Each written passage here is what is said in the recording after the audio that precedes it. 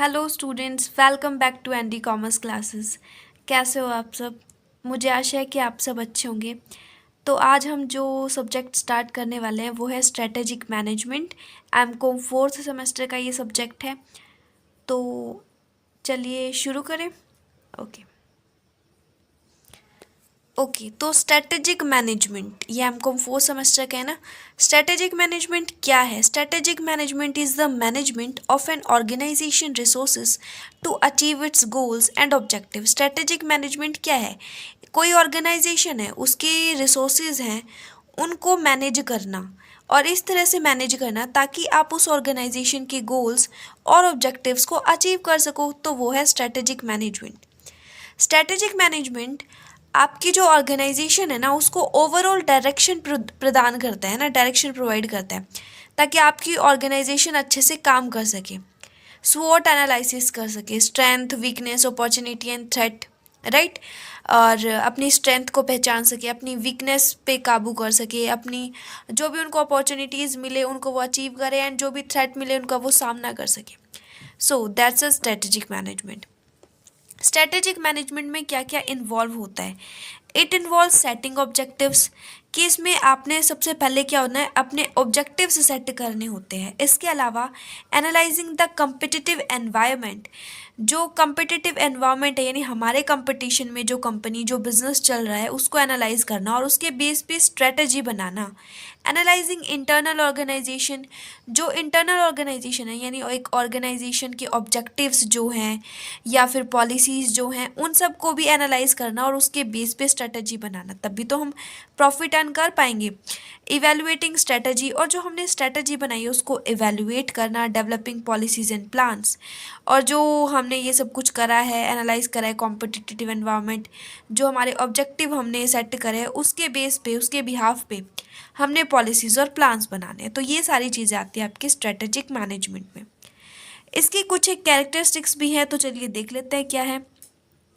Art as well as science, हमारा जो strategic management है ना वो आर्ट भी है और साइंस भी, क्योंकि यहाँ पे स्ट्रेटेजी बनाई भी जाती है और साथ ही साथ उन्हें फॉलो भी किया जाता है, इम्प्लीमेंट भी किया जाता है, तो इसलिए आर्ट भी है और साइंस भी।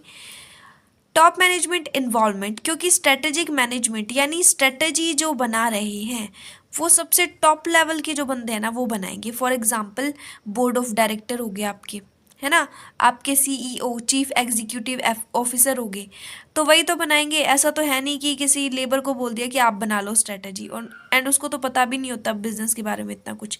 तो टॉप मैनेजमेंट की इन्वॉल्वमेंट होती है, large amount of resources required, और स्ट्रेटेजी बनाने के लिए हमें बहुत सारे रिसोर्सेज चाहिए होंगे, काफ़ी सारी चीज़ें हमें चाहिए होंगी, है ना, और काफ़ी सारी इन्फॉर्मेशन भी इसमें ज़रूरी है। फ्यूचर ओरिएंटेड, स्ट्रेटेजिक मैनेजमेंट में जो स्ट्रेटेजी बनाई जाती है वो फ्यूचर से रिलेटेड होती है, फ्यूचर को मद्देनज़र रखते हुए हम स्ट्रेटेजी बनाते हैं। हैंडल्स लॉन्ग टर्म इशू, क्योंकि फ्यूचर से रिलेटेड है तो इसमें लॉन्ग टर्म इशू को हैंडल किया जाता है, लंबे टाइम के लिए जो भी हमें अपॉर्चुनिटी थ्रेट वगैरह मिलने वाली है तो उन सब से रिलेटेड हमने इसमें स्ट्रेटेजी बनानी होती है।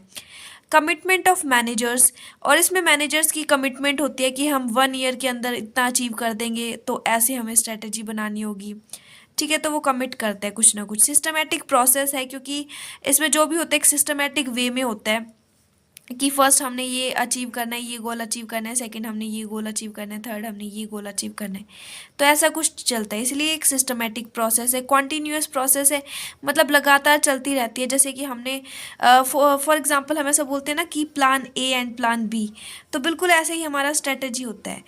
तो हमने ए या बी, मतलब ऐसा हमारा चलता रहता है कॉन्टीन्यूअस, कि अगर फर्स्ट हमारा वो नहीं हुआ तो हम सेकंड करते हैं, तो चलने वाली प्रोसेस है ये। मल्टी बिजनेस कंसिक्वेंसेज, और इसमें बहुत सारे बिजनेस इन्वॉल्व होते हैं। नेक्स्ट हम देखेंगे नीड फॉर स्ट्रेटेजिक मैनेजमेंट। तो नीड के अलावा हम इनको रोल भी बोल सकते हैं, कई बार क्वेश्चन में आ जाते हैं कि स्ट्रेटेजिक मैनेजमेंट का क्या रोल है एक बिजनेस में, तो भी हमने सेम पॉइंट ही लिखने हैं। First one is provide road map for the firm, तो ये ना फर्म को एक रोड मैप प्रदान करती है, एक नक्शा, कि भाई हमने कोई भी काम किस तरह से किस हिसाब से करना है ना, एक सिस्टमेटिक वे से करना है।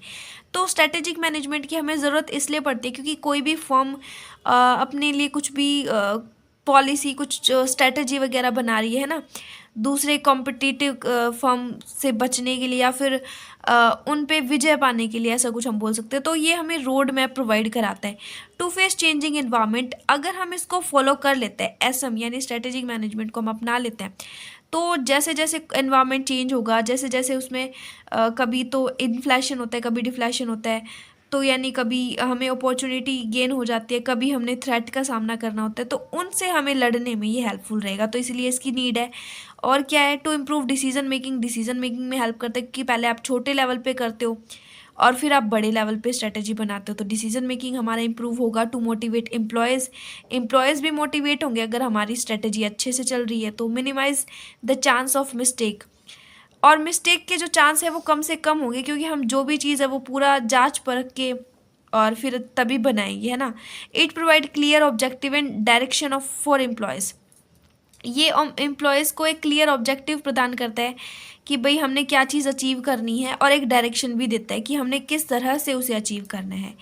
अब इसके बेनिफिट्स देख लेते हैं। बेनिफिट्स और नीड्स लगभग सेम सेम है। देखो, डिसीजन मेकिंग में हेल्प करता है ये हमारी, और मोटिवेट एम्प्लॉय को मोटिवेट करता है। आइडेंटिफिकेशन ऑफ अपॉर्चुनिटीज़, इसकी हेल्प से हमें पता चल सकता है कि हमें कब क्या अपॉर्चुनिटी होने वाली है, क्या अवसर हमें मिलने वाले हैं, तो हम उनको अचीव कर सकते हैं। मिनिमाइज एडवर्स कंडीशन, अगर हमने एक अच्छी सी स्ट्रेटजी बना ली ना, तो चाहे कितनी से बुरी कंडीशन आ जाए, हम उसका सामना कर लेंगे, और ये उस कंडीशन को कम करने में भी हेल्प करता है। स्वोट एनालिसिस, इसको आप अलग से लिख सकते हो कि भाई स्ट्रेंथ का पता हमें चल जाता है तो हमारा बेनिफिट है, हम अपनी वीकनेस से लड़ पाते हैं, हम हमारी अपॉर्चुनिटी अचीव कर पाते हैं, थ्रेट से लड़ पाते हैं, तो इसको आप अलग से भी बना सकते हो।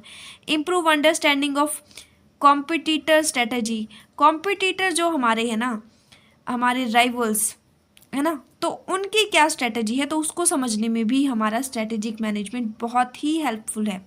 फाइनेंशियल बेनिफिट्स और नॉन फाइनेंशियल बेनिफिट्स भी हमें होते हैं। फाइनेंशियल क्या, इम्प्रूव प्रोडक्टिविटी, हमारी प्रोडक्टिविटी इंप्रूव होती है अगर हमने अच्छे से स्ट्रेटजी बनाई है और अच्छे से उसको इम्प्लीमेंट किया है, फॉलो किया है, तो हमारी प्रोडक्टिविटी बढ़ेगी, प्रोडक्शन बढ़ेगा तो सेल्स बढ़ेगी, और सेल्स बढ़ेगी तो प्रॉफिट यानी ओवरऑल डेवलपमेंट। उसके बाद नॉन फाइनेंशियल बेनिफिट क्या होते हैं कि एम्प्लॉय प्रोडक्टिविटी, क्योंकि एम्प्लॉय मोटिवेट होंगे तो उनका भी तो कुछ ना कुछ इंक्रीज होगा ना, और लेसर रेसिस्टेंस टू चेंज, और जो बदलाव है उसमें थोड़ी कमी आएगी। मतलब कि विरोध करते हैं ना किसी चीज़ का, तो ऐसा नहीं होगा, क्योंकि हम टाइम टू टाइम एक फ्लेक्सिबिलिटी वाली सिचुएशन लेके आएंगे। ओके, फिर उसके बाद risk involve in strategic management. Strategic management में क्या क्या रिस्क इन्वॉल्व होता है, तो first one is competitive pressure, कि भाई एक फॉर्म का दूसरी फॉर्म से बना रहता है एक तरह से, है ना, कि इसकी स्ट्रेटजी हमसे बेटर नहीं होनी चाहिए और हमारी बेटर होनी चाहिए ताकि हमारे प्रोडक्ट बिक सके, या फिर ऐसा कुछ, है ना। तो कॉम्पिटिटिव प्रेशर होता है, तो पहला तो ये रिस्क हो गया। लीगल एंड रेगुलेटरी चेंजेस, और कई कई रेगुलेशन रूल्स इतने कठिन, मतलब इतने कॉम्प्लेक्स हो जाते हैं ना, तो उसकी वजह से स्ट्रेटजी मैनेजमेंट में ये रिस्क क्रिएट करता है। प्रॉब्लम इन एनालाइजिंग एनवायरनमेंट, अगर हमने एनवायरनमेंट को अच्छे से एनालाइज नहीं किया तो फिर आपकी स्ट्रेटजी भी सही नहीं बनेगी, और ये एक रिस्क की तरह, एक डिफ़िकल्टी की तरह आपके सामने आएगा। अनरियलिस्टिक मिशन एंड गोल्स, कई बार हम ऐसे मिशन और गोल्स सेट कर देते हैं जो कि अनरियलिस्टिक होते हैं, मतलब कि जो कि एग्जिस्ट करते ही नहीं इस दुनिया में, तो हमें ऐसे मिशन और गोल करने चाहिए जो हम अचीव कर सके। ओके, प्रॉब्लम ऑफ रेसिस्टेंस, और कभी कभी ऐसा होता है, वैसे तो मैंने बोला था कि रेसिस्टेंस बहुत कम होता है, बट कभी कभी ऐसा भी होता है कि हम वो जो चीज़ नहीं हो रही है उसका विरोध करते हैं, तो ये भी एक रिस्क बन के इसके सामने आता है।